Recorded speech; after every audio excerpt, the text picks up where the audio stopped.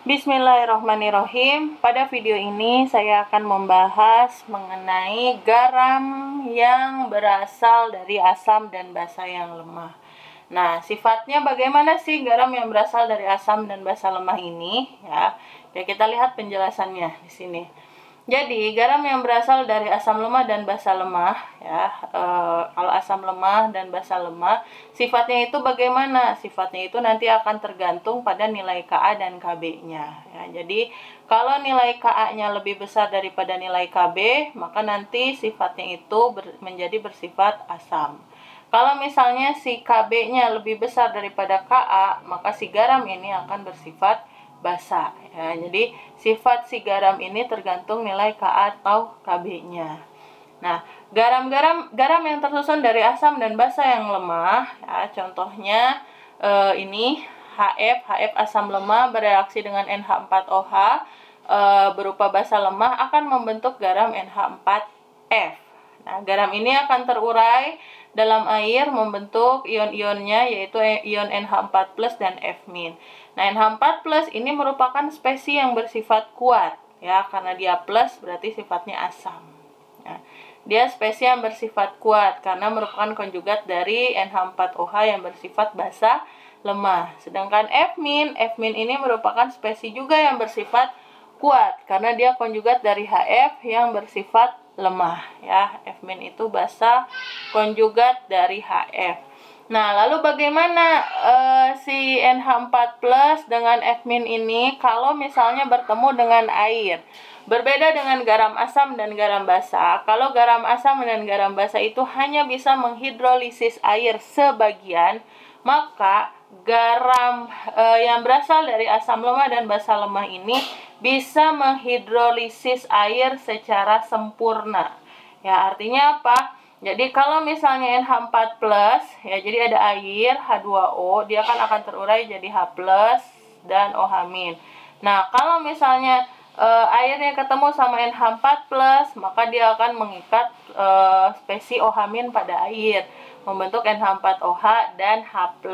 Kemudian kalau misalnya yang ketemu sama H2O itu adalah F-, maka F- ini akan mengikat H+ pada H2O membentuk HF. Nah, nanti terbentuk lagi H+ sama OH-. Nah,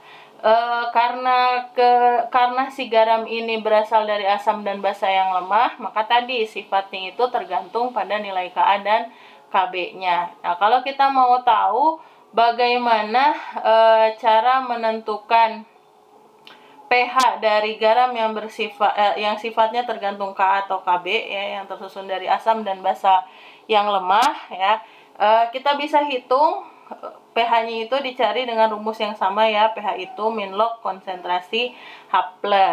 Nah, nilai H+-nya bisa dihitung dengan rumus Kw dikali Ka dibagi Kb.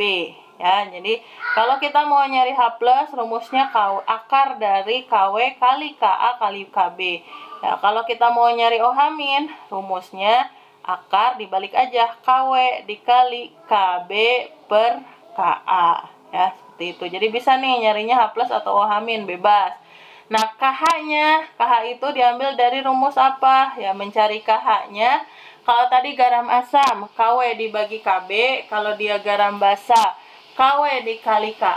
Nah, kalau dia garam yang tersusun dari asam dan basa lemah, maka KH-nya itu didapatkan dari nilai Kw dibagi Ka dikali Kb. Jadi kalau dia garam yang sifatnya tergantung Ka dan Kb, maka nilai KH-nya itu menggunakan semua datanya, data Ka dan Kb. Jadi KH sama dengan Kw dibagi Ka dikali Kb.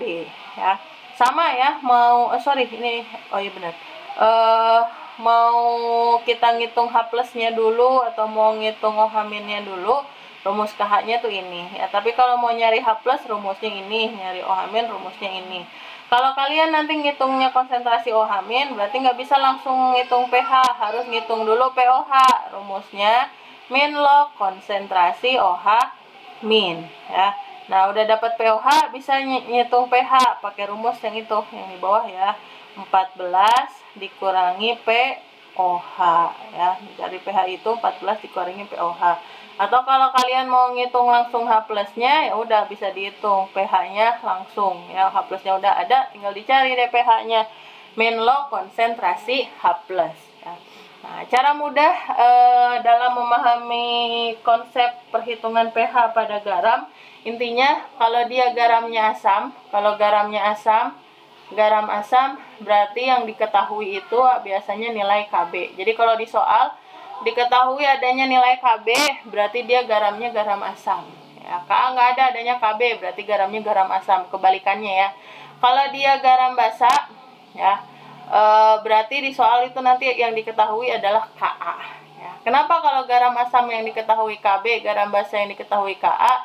Karena garam asam itu tersusun dari asam yang kuat dan basa yang lemah.